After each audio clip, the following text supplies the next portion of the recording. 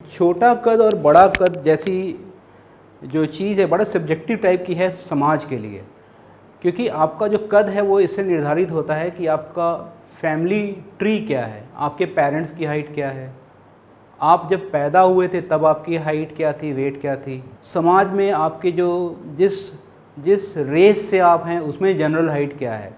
But her race के लिए अलग से स्पेशली इंडियंस के लिए भी ग्रोथ चार्ट उपलब्ध है, जिसका कि एक्सेस पीडियाट्रिशियंस के पास होता है, एंडोक्रिनोलॉजिस्ट के पास भी होता है।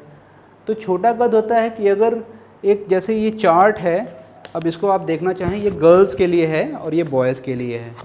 तो अगर इसमें आप देखें कि किसी का ग्रोथ एक महीने पे उसका हाइट क्या होना चाहिए, वेट क्या होना चाहिए, एक सेंटाइल बना होता है 3 से 97, 3 to 97। अगर वो 3 to 97 के बीच में जा रहा है और वो सही दिशा में जा रहा है, तो पहले सपोज़ करिए कि वो 25 से 50 के बीच में है और 2 साल बाद भी 25 से 50 के बीच में है, तो वो ठीक रेलवे ट्रैक पे जा रहा है, तो दैट इज़ फाइन, तो वो ठीक है। बट अगर ऐसे देखें कि पहले बेचारा कोई 90th सेंटाइल पे था, वो 25th पे आ गया, तो वो कंपेरेटिवली वो प्रॉब्लम है। तो छोटा कद तब कहते हैं जब वो 3rd सेंटाइल के नीचे आ जाए।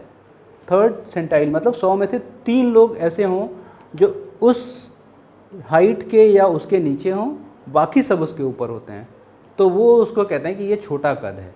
गर्ल्स के लिए अलग है, बॉयज़ के लिए अलग है, और ये डिपेंड करता है कि उसका किस रेस के हैं, किस जगह के हैं, और फैमिली में मिड पेरेंटल हाइट के हिसाब से उसकी हाइट कितनी है।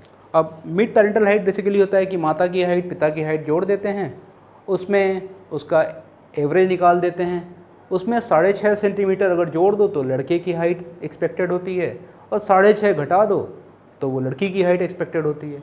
अगर वो उस लेवल तक जा रहा है तो चीज़ें ठीक मानी जाती हैं, नहीं जा रहा है तो आपको इवेलुएट करना पड़ता है। छोटा कद होने का जो मेन कारण है वो हार्मोनल नहीं है, उसका हार्मोनल के अलावा बहुत सारे कारण हैं। किसी का अगर शॉर्ट फॉर जेस्टेशन एज है, पैदा छोटा हुआ, किसी का इन्फेंटाइल या न्यूनेटल पीरियड में बहुत बीमार रहा, किसी को चाइल्डहुड ऑनसेट प्रॉब्लम हो गई, ट्यूबरकुलोसिस हो गया, या कोई बड़ी क्रोनिक कंडीशंस हो गई उसको, कई बार मैल एब्जॉर्प्शंस होते हैं, खाना एब्जॉर्ब ही नहीं हो रहा है बच्चे को, सीलियक डिजीज़ बहुत कॉमन होता है जो कि मिस कर देते हैं लोग। तो ये सब साइकोलॉजिकल स्ट्रेस, ट्रॉमा, वो भी अगर परसिस्टेंस लॉन्ग टर्म रहे तो हाइट को अफेक्ट करता है। ये सब कद को छोटा कर सकते हैं। छोटे कद की पहले डायग्नोसिस बनाएं। डायग्नोसिस में उसकी क्रोनोलॉजिकल एज क्या है, कि उसकी उम्र वास्तव में कितनी है, फिर उसका बोन एज देखते हैं कि उसकी हड्डियों में क्या उम्र है। ऐसा तो नहीं कि वो 7 साल का बच्चा है लेकिन उसकी जो बोन एज है वो 5 साल की है, तो फिर उसकी हाइट 5 साल के हिसाब से चेक करनी पड़ेगी कि 5 साल के हिसाब से हाइट उसकी ठीक है या नहीं है, और डायग्नोस करना चाहिए कि क्या वजह है उसमें, क्यों, कहीं हाइपोथायराइडिज्म है जिसकी वजह से उसका छोटा कद है, या सीलियक डिजीज़ है, या ग्रोथ हार्मोन की कमी है, या न्यूट्रिशनल इश्यू है। जब आप डायग्नोस कर लेते हैं, फैक्टर्स पता कर लेते हैं, तब उसका इलाज कर पाते हैं। अगर हार्मोन की बात करें तो ग्रोथ हार्मोन के लिए नॉर्मली हम लोग ग्रोथ हार्मोन स्टिमुलेशन टेस्ट करते हैं। एक दवा होती है क्लोनिडीन, जो कि हम लोग देते हैं बच्चों को, और उनका सिक्वेंशियल उनका मेजर करते हैं 30 मिनट पे, 60 मिनट पे, 90 मिनट पे, 120 मिनट पे कितना उसका ग्रोथ हार्मोन बढ़ रहा है। एक पर्टिकुलर कट ऑफ होता है, उससे ज़्यादा गया कि नहीं गया, नहीं जाता है तो फिर उसको कई बार रिपीट भी करना पड़ता है, तो फिर उसको ग्रोथ हार्मोन के लिए हम लोग कंसिडर करते हैं। नॉर्मली ग्रोथ हार्मोन के लिए जो पेन्स आते हैं, कुछ ऐसे पेन होते हैं जो कि इंसुलिन पेन की तरह होते हैं, उसमें निडल लगी होती है, छोटी सी निडल होती है, माइक्रोफाइन, वेरी इजी। यहाँ पे डायल होता है, आप डायल करिए और उसको थाइस पे नॉर्मली लगाना होता है बच्चों को, रात में उसको थाइस पे लगा देते हैं। 1 in a day लगाना होता है, कई बार 6 days in a week, या जैसे भी आपका प्रोटोकॉल कहे उसको लगाना होता है। और ग्रोथ हार्मोन इंजेक्शंस से ग्रोथ हार्मोन की कमी को पूरा किया जा सकता है, बट ये लॉन्ग टर्म ज़रूरत होता है, ये 2-4 दिन का इलाज नहीं है, ईयर्स लगते हैं इसमें, और growth is a slow process. तो अगर अफोर्डेबिलिटी नहीं है तो फिर 2 महीने 3 महीने का कोई मतलब नहीं होता है। अफोर्ड कर सकते हैं, प्रॉपरली अगर ट्रीट कर सकते हैं, अपने को इंजेक्शन ले सकते हैं, निडल फोबिया नहीं है, तो फिर that is a good option, ले सकते हैं इसको।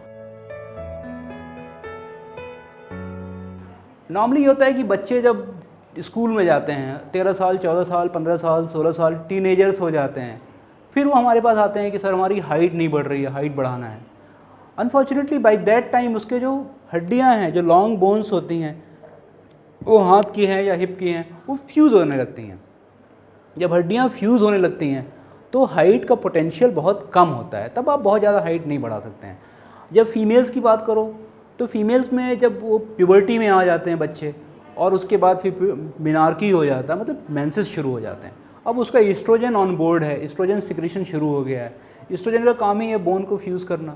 अब वो बोन फ्यूज़ हो गया है अगर, तो फिर उसका ग्रोथ हार्मोन देने का बहुत फ़ायदा नहीं होता है। कई बार ये ज़रूर होता है कि शॉर्ट टर्म के लिए साइकिल्स को स्टॉप करने के लिए दूसरा हार्मोन देते हैं जो कि पीरियड्स को बंद करता है, फिर ग्रोथ हार्मोन देते हैं, but that is less practised और उसका उतना बेनिफिट नहीं है। बेनिफिट तब होता है जब उसको राइट टाइम पे डायग्नोज किया जाए, अर्ली एज पे। एट द सेम टाइम सारे ग्रोथ हार्मोन से नहीं ठीक किए जा सकते हैं, बट ग्रोथ हार्मोन डेफिशिएंसी या constitutional delay in growth, SGA है अगर, शॉर्ट फॉर जेस्टेशनल एज है अगर, तो SGA को ग्रोथ हार्मोन दिया जा सकता है, वन कैन कंसीडर दैट, और growth hormone deficiency of course. But बाकी में जो भी बीमारी होती है उसको ट्रीट करना चाहिए, that is more important. Growth hormone slowly देते हैं, रोज़ इंजेक्शन लग रहा है तो कोई ओवरनाइट साइड इफ़ेक्ट तो नहीं आता है, बट देखना चाहिए कि स्कोलियोसिस तो नहीं है, उसकी स्पाइन टेढ़ी तो नहीं है, उसको कभी अगर आँख की दिक्कत हुई तो इंट्राऑक्युलर प्रेशर चेक करना और उसका फंडस एग्जामिनेशन करना, वो सब देखना पड़ता है। गायनेकोमेस्टिया बच्चों में, मेल्स में कभी कभी हो जाता है, वो देखना पड़ता है। बहुत सारा बिहेवियरल इशू तो नहीं आता है, टेस्टोस्टेरोन में sometimes one can consider, but growth hormone में बिहेवियरल प्रॉब्लम तो ज़्यादा नहीं आती, इट इज़ फाइन। बट बच्चे अगर सेल्फ डिपेंडेंट होते हैं तो they can manage it well.